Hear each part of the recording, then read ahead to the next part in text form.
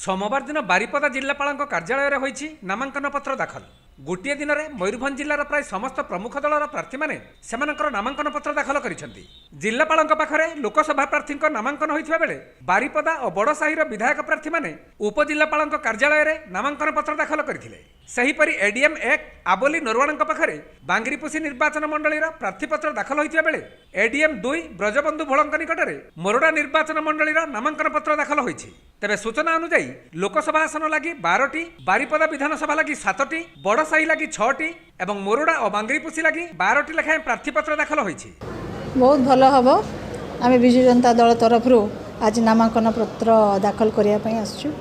आपण मैंने समस्ते देखुवे चारिआडे आमर टाउन जाक शंखमय होइछि एवं प्रथमे तो मो माननीय मुख्यमंत्री श्री नवीन पट्टनायक आमर सभार दलर दलपति इनको मो कृतज्ञता ज्ञापन करी एवं ए बारिपदार जनसाधारण समस्त भाई भौणी मानक तांकर स्नेह तांकर सदिच्छा पाई मु आज ए जगार अच्छी एवं आगामी भविष्य रे ए अंचल केपरि विकास हम उन्नति हम से पदक्षेप नेबी।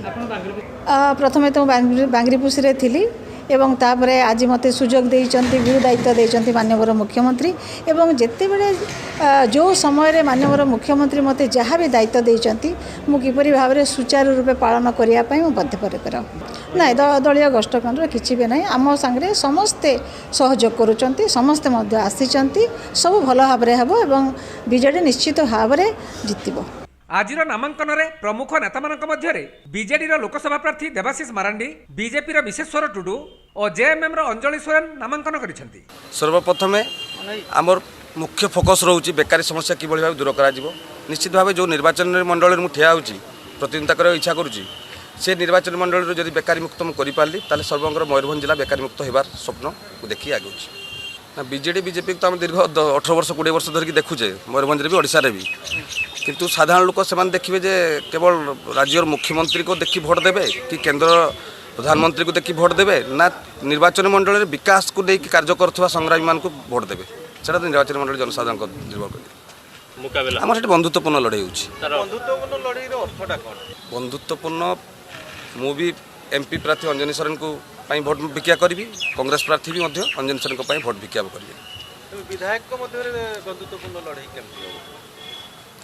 लड़ाई है आप निश्चित जानीपर बंधुत्वपूर्ण हो लड़ाई।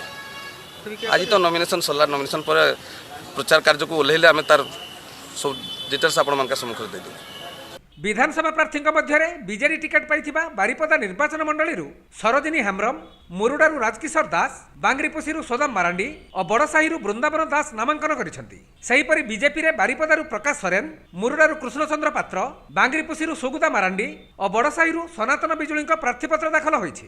आज जो रैली रे जो प्रकार माहौल देखा जाउछि पूरा मधुवन रु आरंभ करी आपणकर कलेक्टरेट ऑफिस पर्यंत पूरा महासमुद्र पूरा स्रोत ही स्रोत माने खाली गेरुआ ही गेरुआ देखा जाउछि आ अलगा किसी देखा जाउनी। तेणु यहीठुर ही पूरा अनुमान करा जाउछि आगामी दिन में जो मयूरभंज जो लहर अच्छी निश्चित भाव में भारतीय जनता पार्टी को ये लोक समर्थन करुँच एवं सफलता निश्चित भाव में। एठी प्रथम कथा तो ये जो सिस्टम अच्छी जो सिस्टमटा जो गड़बड़ होती से सिस्टम को प्रथम आम ठीक करा पड़ो एवं एठी विभिन्न प्रकार जो समस्या अच्छी शिक्षा क्षेत्र में आपणकर पीवा पानीर अन्यान्य जहाँ जहाँ मौलिक क्षेत्र में जो असुविधा अच्छी प्रथम ताकू आम निश्चित भाव रेक्टिफाई करवा एवं विभिन्न प्रकार जो समस्या जोटा कि पार्लियामेंट रे उपस्थापन हो पार नहीं से कथा को आम उपस्थापन करवा एवं मयूरभंजर जहाँ जहाँ मौलिक सुविधा एवं अन्यान्य जहाँ किसी लोकंकर डिमांड थी ताकू आम निश्चित भाव में पार्लियामेंट उपस्थापन करवा। एठी कल कारखाना जलसेचन अन्यान्य जहाँ किसी भी असुविधा अच्छी ताकू आम निश्चित भाव चेष्टा करवा आगामी दिन में ताकू पार्लियामेंट उपस्थापन करी केंद्र में जदि सरकार आमर आसे एवं एठी जो राज्य सरकार आसे निश्चित भाव सफलता आसो एथरे मत ना। ये देखूँ मुख्य प्रतिद्वंदी तो कहीं मुझे बुझीपारूनी कारण आजिर जो परिवेश आउ अतीत जो आपण मैंने निश्चित भाव जापारे जे जो आप पार्लियामेंट को जो आप पठे सी 5 वर्ष कौन कले लोक पूरा देखी सारी तेणु ये बहुत बेसी किसी कहबार आवश्यक ना। तेणु प्रतिद्वंदी ये कौट रहा आउ जेएमएम आ कांग्रेस जो मिलामिशाटा सीटा अतीत आपण मैंने जानी जो मूवमेंट होता मूवमेंट समय जो सरकार होता सेठी कांग्रेस आउ जेएमएम मेंटरे किंतु सेमाने सेतबे किसी फायदा भी नहीं पाले केवल पॉकेट रे पैसाटा पुरैकी रहीगल तेणु लोक पूरा देखुचंती एठी तेणु प्रतिद्वंद्वी किसी ना वन साइडेड। तेबे कांग्रेस दलर समस्त प्रार्थी नामांकन 9 तारिख मंगलवार दिन हेब बोली दल पक्षर सूचना मिली। मयूरभंजरू विदु सिंह सह संतोष बरदଙ୍କ रिपोर्ट कोणार्क लाइव।